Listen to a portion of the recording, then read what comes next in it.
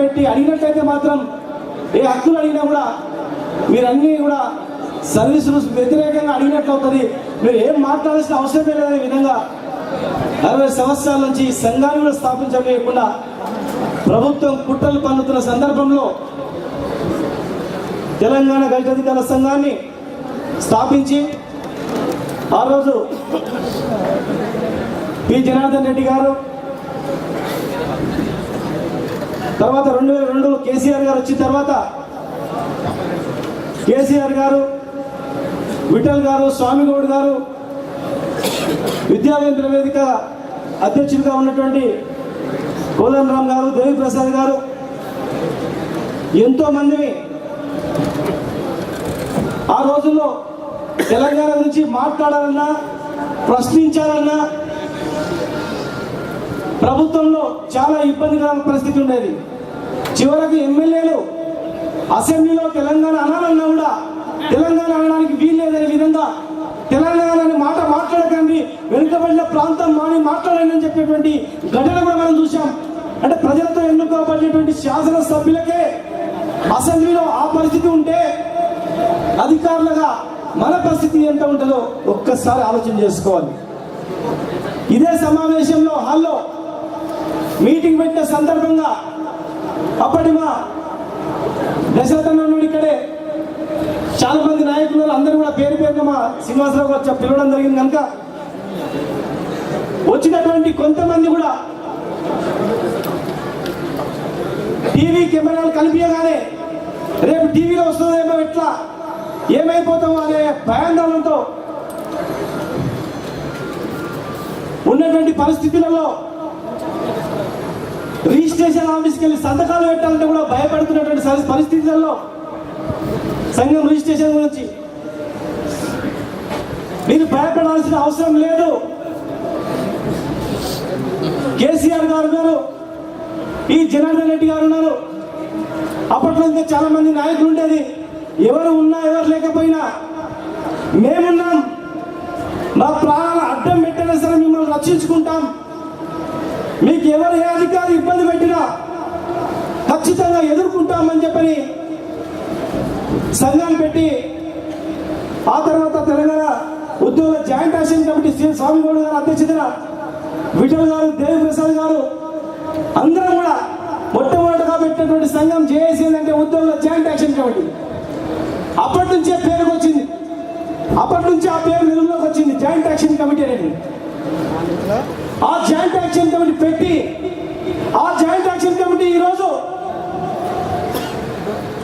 4.5 కోట్ల ప్రజలను కూడా మమేకం చేసి ఇంకో జాయింట్ యాక్షన్ కమిటీ ఏర్పడి ఈరోజు తెలంగాణ ఉద్యమంలో మనం భయపడకుండా పోరాటం సాగిస్తున్నామంటే నిజంగా కూడా ఇక్కడ ఉన్నటువంటి ప్రతి అధికారి గర్వపడాల్సిన అవసరం ఉంది.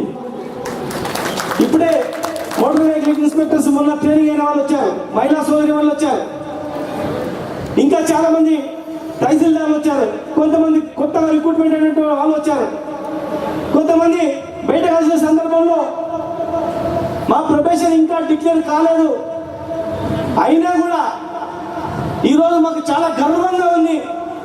ఈ హాల్లో తెలంగాణ ఉద్యమం గురించి మాటలను వినాలని, తెలంగాణ రాష్ట్ర సాధనకై ఇంతమంది పోరాట యోధులను కలుసుకోవడానికి, వాళ్ళని చూడడానికి, వాళ్ళ మాటలు వినడానికి చాలా గర్వంగా ఉందని చెప్పి చెప్తున్నారంటే వాళ్ళ మాటలు విన్న తర్వాత నిజంగా కూడా మాకు ఇంకా కొండంత బలం వచ్చిందని కూడా మీకు తెలియజేస్తున్నాను.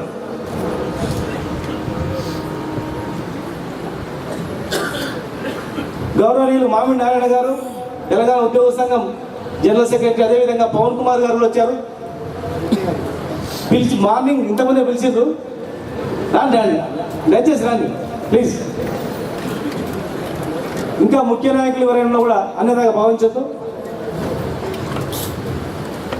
మిత్రులారా, ఈరోజు మనం ఎన్నో రకాలుగా అన్ని రకాల ఉద్యమాలు చేశాం. మన ఉద్యమాలకు స్ఫూర్తి ఎవరంటే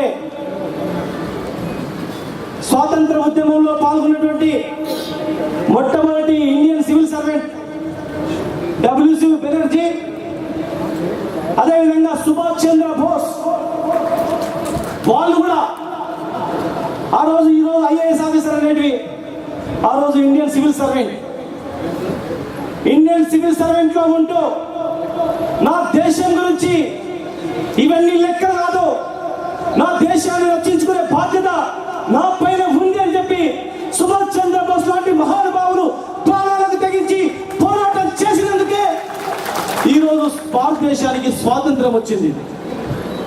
వారి స్ఫూర్తితోనే డాక్టర్లు ఉన్నా, ఇక్కడ తహసీల్దార్లు ఉన్నా, డిప్యూటీ కలెక్టర్లు ఉన్నా, మోటార్ వెహికల్ ఇన్స్పెక్టర్లు ఉన్నా, ఇంకా ఎవరున్నా, ట్రెజరీ ఆఫీసర్లు ఉన్నా, మున్సిపల్ కమిషనర్స్ ఉన్నా, అధికారులుగా ఎంపీడీఓలు ఉన్నా, ఎవరున్నా మా కళ్ళ ముందర కల్పిస్తున్నది స్వాతంత్రం గురించి వాళ్ళు పోరాటం చేశారే. ఈ రోజు కూడా ఈ స్వాతంత్ర పోరాటమేది, ఈ తెలంగాణ స్వాతంత్ర పోరాటమే కనుక ఈ ప్రాంతాన్ని విముక్తి చేయాలంటే, ఈ ప్రాంతంలో నిరుద్యోగులు స్వేచ్ఛగా ఉద్యోగాలు పొందాలంటే, గ్రామీణ ప్రాంతాల్లో మళ్ళీ పల్లెల్లో ఉన్నటువంటి వాతావరణం రావాలంటే, నిరుద్యోగులకు ఉద్యోగాలు దొరకాలంటే అధికారులుగా మనమందరం కూడా ఎంతో ఇబ్బందులు పడుతూ ఉన్నాం. రెండు రకాల ఇబ్బందులు ఉన్నాయి ఇక్కడ, రెండు రకాల అధికారులు ఉన్నారు ఇక్కడ. తెలంగాణ అధికారులు, సీమాంధ్ర అధికారులు. మన ఉద్యోగాల్లో వాళ్ళు పనిచేస్తారు. ఎక్కడైతే రెవెన్యూ డిపార్ట్మెంట్స్ ఉంటాయో గద్దలు లాగొచ్చు వాలంటీర్ వాళ్ళు. మన డిపార్ట్మెంట్ సంబంధించిన వ్యక్తులు కూడా కాదు, మన ప్రాంతానికి సంబంధించిన వ్యక్తులు కూడా కాదు, మన ప్రాంతానికి సంబంధించిన పోస్ట్ కూడా ఉండాలి.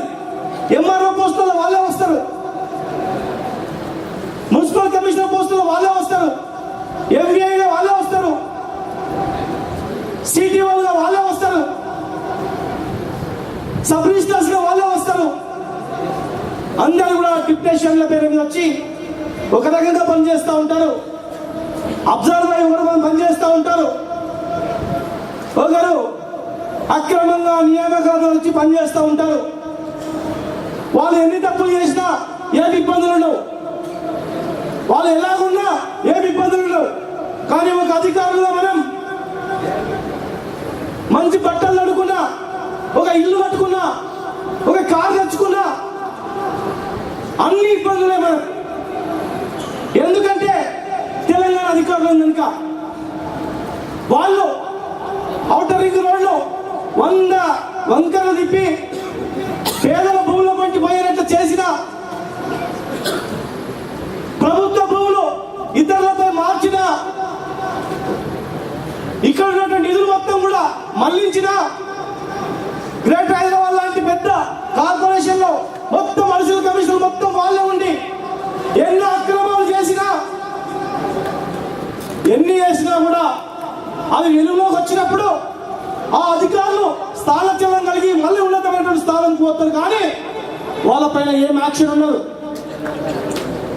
మనం చిన్న తప్పు చేసిన మీడియా ద్వారా పెద్ద తప్పు చేసినట్ల పేపర్లు రాయిస్తారు, ఒక పిటిషన్ పెడతారు, ఎంక్వైరీ చేస్తారు, కేసులు పెట్టిస్తారు, భయభ్రాంతులకు గురి చేస్తారు. ఎందుకంటే తెలంగాణ వాళ్ళం కనుక, ఎందుకంటే తెలంగాణ బిడ్డలుగా ఉండి మనం ఉద్యమం చేస్తున్నాం కనుక, మన నోరు ఎక్కేయడానికి భయపెట్టడానికి మీరు ఉద్యమం వచ్చినట్లయితే మీ డిపార్ట్మెంట్ లో ఏమైందో ఆయన గతి మీకు పడతానే హెచ్చరించే విధంగా ఈ రోజు అనేకమైనటువంటి సంఘటనలు మనం చూస్తూ ఉన్నాం. అయినా కూడా మీకు చెప్తా ఉన్నాం, అవన్నీ కూడా రేపు తెలంగాణ రాష్ట్రం వచ్చిన తర్వాత ఒక సింగిల్ జీవోతోనే తెలంగాణ స్వాతంత్ర పోరాటంలో వచ్చినటువంటి అక్రమ కేసులుగా భావించి కొట్లాడి మొట్టమొదటి జీవోని మేము దేవి ప్రసాద్ గారు ఇక్కడే విఠల్ గారు మేము అందరం ఉద్యోగ సంఘ నాయకులు చాలా మంది ఉన్నారు. మొట్టమొదటి జీవో ఆ జీవోనే ఉంటది. రెండవ జీవో వెట్టి చాకరీ చేస్తూ అనేక సంవత్సరాలుగా రూల్ ఆఫ్ రిజర్వేషన్ కింద అనేక పద్ధతుల ద్వారా రిక్రూట్మెంట్ అనేటువంటి కాంట్రాక్ట్ ఉద్యోగులకు, పార్ట్ టైం ఉద్యోగులకు వాళ్ళని కూడా రికగ్నైజ్ చేయించే బాధ్యత కూడా తెలంగాణ ఉద్యోగుల జాయింట్ యాక్షన్ కమిటీ అని చెప్పి కూడా తెలియజేస్తా ఉన్నాను. మనందరం అధికారులు కనుక చాలా మంది ఎక్కువ శాతం అవుట్ సోర్సింగ్ వాళ్ళే ఉంటారు.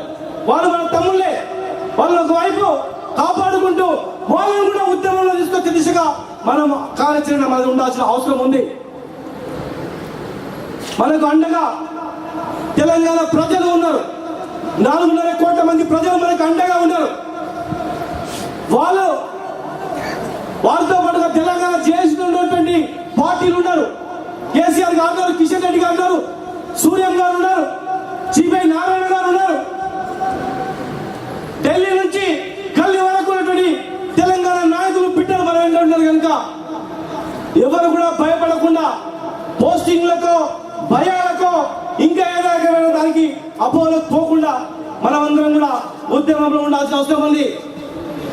ఉద్యమం చివరి దశకు వచ్చింది. చివరి దశలో రేపో మాపో అనే విధంగా ఖచ్చితంగా కూడా తెలంగాణ రాబోతుంది. తెలంగాణ రాష్ట్రం ఖచ్చితంగా రాబోతుంది. రాష్ట్రం ఇవ్వకపోతే ఎట్లా తెచ్చుకోవాలో వాళ్ళందరూ కూడా తెలుసు కనుక గతంలో ఉన్నటువంటి స్ఫూర్తితో మనం పోవాల్సిన అవసరం ఉంది. ఏ అధికారి చిన్న ఇబ్బంది వచ్చినా మాకు తెలియజేసినట్లయితే ఖచ్చితంగా కూడా వాళ్ళ అంతు చూస్తాం. మీకు ఇబ్బంది వచ్చినా మాకు ఇబ్బంది వచ్చినట్లే కనుక భయపడాల్సిన అవసరం లేదని కూడా మీకు తెలియజేస్తున్నాం. నిన్ననే టీచర్ పోస్టుల విషయంలో కూడా పోయి ఐఏఎస్ ఆఫీసర్ తెలంగాణకు అన్యాయం జరుగుతున్నట్టు భావిస్తే వాళ్ళు నిలదీశాం. అంతకుముందు రెవెన్యూ ప్రిన్సిపల్ సెక్రటరీ, మిగతా ఎక్సైజ్ డిపార్ట్మెంట్ లో కమర్షియల్ ట్యాక్స్ డిపార్ట్మెంట్ సంబంధించినటువంటి ముఖ్య కార్యదర్శులు కూడా